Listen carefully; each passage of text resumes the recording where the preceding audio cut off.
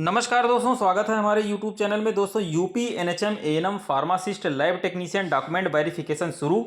पहले दिन ही डॉक्यूमेंटेशन में यह गलतियां कर रहे हैं अभ्यर्थी। जाति प्रमाण पत्र ईडब्ल्यूएस प्रमाण पत्र में गलतियों से बाहर हो रहे हैं अभ्यर्थी, सुधार का मौका। आप यह गलती ना करें। वीडियो को अंत तक देखें, संपूर्ण जानकारी बताऊंगा। सभी अभ्यर्थियों के लिए यह महत्वपूर्ण सूचना है। सभी अभ्यर्थी वीडियो को जरूर देखें। सबसे पहले वीडियो को एक लाइक करिएगा। चैनल पर नए तो सब्सक्राइब दोस्तों जरूर कर लीजिएगा और वीडियो को ज़्यादा से ज़्यादा शेयर करिएगा। दोस्तों, डॉक्यूमेंट वेरिफिकेशन शुरू हो गया है। सभी अभ्यर्थियों के जो है यह ऑफर लेटर जारी हो गए हैं, जिसमें फार्मासिस्ट लैब टेक्नीशियन और एएनएम के अभ्यर्थी हैं। सभी लोगों का सभी प्रोग्राम का ऑफर लेटर जारी हो गया है। सभी अभ्यर्थी देख भी चुके हैं। और साथ में दोस्तों मैं आप लोग को ये बता रहा हूँ कि डॉक्यूमेंट वेरिफिकेशन जो आज शुरू हुआ है, अभ्यर्थी लगभग 10 साढ़े 10 बजे सीएमओ ऑफिस पर पहुंच गए हैं। बहुत से अभ्यर्थी ये पूछ रहे हैं, सर डॉक्यूमेंट वेरिफिकेशन मेरा होगा कहाँ? दोस्तों, जो ऑफर लेटर आपको मिला है उसी ऑफर लेटर में बाकायदा दिया गया है कि आप जिस जिले में सिलेक्ट हुए हैं। जैसे बहुत से अभ्यर्थी ऐसे हैं कि उनको जानकारी नहीं मिल पा रही, ऑफर लेटर है हाथ में तब भी पूछ रहे हैं। जैसे आप लखनऊ में सिलेक्ट हुए हैं तो आपको लखनऊ सीएमओ ऑफिस जाकर अपना डॉक्यूमेंट वेरिफिकेशन कराना होगा, सभी ओरिजिनल डॉक्यूमेंट के साथ। अब दोस्तों, डॉक्यूमेंट वेरिफिकेशन में क्या गलतियां पहले से अभ्यर्थी करके बैठे हुए हैं, अब उन अभ्यर्थियों को सबसे पहले तो यह बात है कि जो गलती पहले से करके बैठे हैं जाति प्रमाण पत्र और ईडब्ल्यूएस प्रमाण पत्र में, उन अभ्यर्थियों को आरक्षण का लाभ नहीं मिलेगा।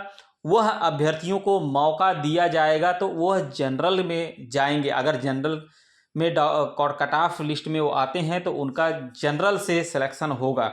अब देखिए कौन सी गलती किए हैं। जो गलतियां हो रही दोस्तों मैं वही आप लोग को बता रहा हूं। पहली बात तो जाति प्रमाण पत्र 1 अप्रैल 2022 से पहले का नहीं होना चाहिए। 1 अप्रैल 2022 से पहले का नहीं होना चाहिए। और ऑनलाइन आवेदन होने के बाद का जो है तो दोस्तों कोई सवाल ही नहीं उठता है। मतलब ऑनलाइन आवेदन होने से पहले और 1 अप्रैल 2022 के पहले का ना हो। मतलब आपका 1 अप्रैल 2022 के इधर का होना चाहिए।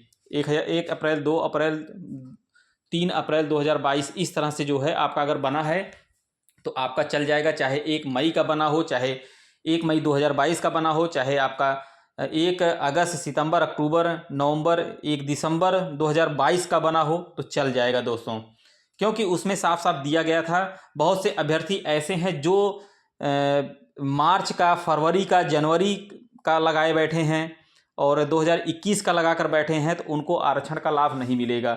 यह जाति प्रमाण पत्र में है आपका।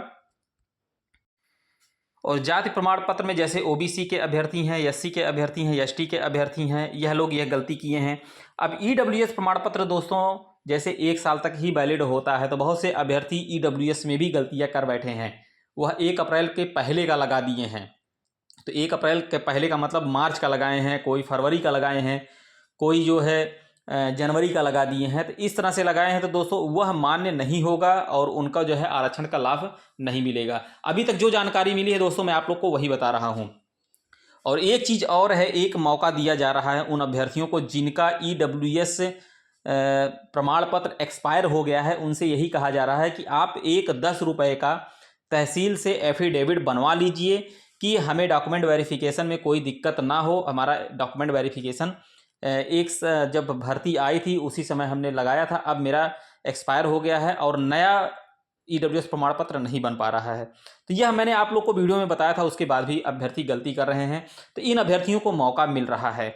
जिनका पुराना जाति प्रमाण पत्र है उनको नहीं मौका मिलेगा दोस्तों, क्योंकि उनको फिर जनरल से ही सिलेक्शन लेना पड़ेगा। फिर उसके बाद दोस्तों बार बार जो है बताने के बाद भी अभ्यर्थी गलती कर रहे हैं।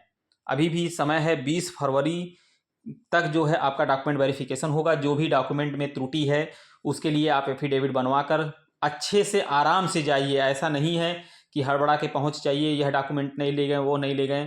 तो उसमें साफ साफ दिया गया है कौन कौन से लेके जाने हैं। 2 ID प्रूफ आपको लेके जाने हैं, 2 चरित्र प्रमाण पत्र लेकर जाना है, पूरा ओरिजिनल डॉक्यूमेंट लेके जाना है। मैं सब कुछ आप लोग को बताया हूँ।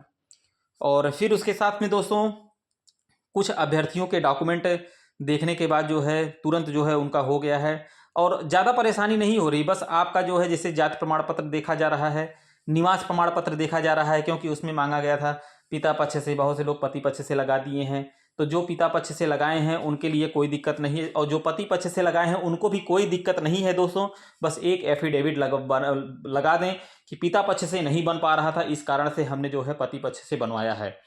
तो उनको भी जो है डॉक्यूमेंट वेरिफिकेशन में कोई दिक्कत नहीं होगी, उनको मौका दिया जा रहा है कि आप एक एफिडेविट बनवा लीजिए। तो दोस्तों एफिडेविट बनवाने से ये फ़ायदा रहता है, जो डॉक्यूमेंट वेरिफिकेशन कर रहे हैं वो अपनी तरफ से जो है ये सोचते हैं कि हमारी तरफ से डॉक्यूमेंट में कोई गलती ना हो, क्योंकि वो अपने ऊपर रिस्क नहीं लेना चाहते। उनको जो जो प्रोटोकॉल बताया गया है कि जैसे जैसे जिन बिंदुओं पर बताया गया है वो इसी बिंदु को ध्यान में रखते हुए डॉक्यूमेंट वेरिफिकेशन कर रहे हैं। इसलिए आप लोग वहाँ जाइए, तो यह सब में अगर त्रुटि है तो आप जरूर बनवा कर वहाँ बाकायदा समय पर उपस्थित हो जाएं। डॉक्यूमेंट वेरिफिकेशन प्रक्रिया आपकी सुबह 10 बजे से लेकर शाम को 5 बजे तक चल रही है। आप इसी के बीच कभी भी जाकर आप डॉक्यूमेंट वेरिफिकेशन करा दे सकते हैं। बीच में जो है 1 घंटे का लंच होगा दोस्तों, उसमें आप जो है वेट करना पड़ेगा। फिर जैसे डॉक्यूमेंट वेरिफिकेशन आपका हो जाएगा तो उसी जिला अस्पताल से आपको 1 रुपये की पर्ची बनवा कर जो है काउंटर से बनता है दोस्तों, जो वाह्य रोगी विभाग का होता है ओपीडी का, ओपीडी के लिए एक पर्ची बनवा लीजिएगा। फिर उसके बाद आपको उसमें दिया गया है कौन कौन से फिटनेस सर्टिफिकेट में कौन कौन से बिंदु पर जो है आपको जो है फिटनेस सर्टिफिकेट पर बनवाना है, उसको देख लीजिए। देखने के बाद आप उस ओपीडी में जाकर, जैसे बीपी हुआ, पल्स हुआ, और उस आई का हुआ, आर्थो का हुआ, मतलब हड्डी से संबंधित, गायनी का हुआ, वो सब जांच करवा के वह प्रमाण पत्र एट द टाइम ज्वाइनिंग के समय आपको जमा करना पड़ेगा। इतना काम करके फिर आप अपना जो है चले आइए। 20 फरवरी के बाद आपको जो है उससे सेंटर अलॉट कर दिया जाएगा। फ़ोन आएगा, फ़ोन के माध्यम से आपको फिर से बताया जाएगा कि आपको ये सेंटर अलॉट हो गया है, आप अपने सेंटर पर जाइए, कार्यभार ग्रहण करिए। तो इस तरह से दोस्तों आप लोगों का प्रोसेस चल रहा है। आज पहला दिन है, बहुत से अभ्यर्थी घबराए हुए थे, तो घबराना नहीं है। आज का जो है दोस्तों वो मैं आप लोग को बता दिया हूँ। शाम तक जो अपडेट और निकलेगी डॉक्यूमेंट वेरिफिकेशन से वो मैं आप लोग को जरूर बताऊंगा। वीडियो को ज़्यादा से ज़्यादा शेयर करिएगा, चैनल पर नए तो सब्सक्राइब जरूर कर लीजिएगा और एक लाइक करिएगा। मिलते हैं नेक्स्ट वीडियो में। वीडियो को अंत तक देखने के लिए बहुत बहुत धन्यवाद।